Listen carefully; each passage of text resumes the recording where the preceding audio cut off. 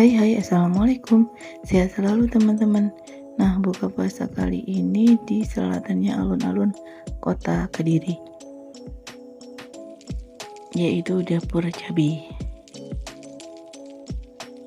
Ada 32 jenis sambal dan untuk tambah nasi free, khusus makan di tempat.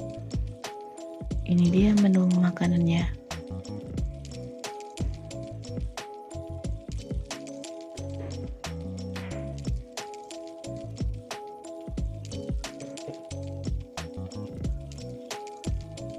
Sambil menunggu makanan datang, kita batalkan puasa dulu dengan meneguk minuman.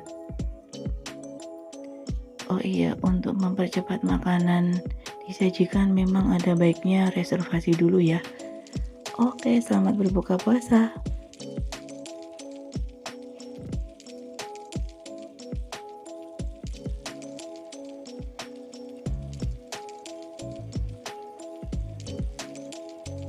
Ini dia sambal favorit, yaitu sambal pencit alias mangga muda. Jadi ada sensasi semacam pedes-pedes kecut gitulah.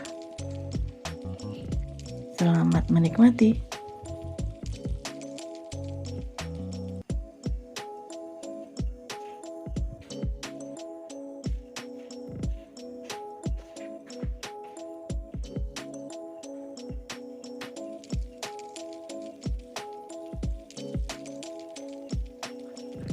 Oh iya, kalau udah selesai makan jangan lupa dibereskan seperti ini ya.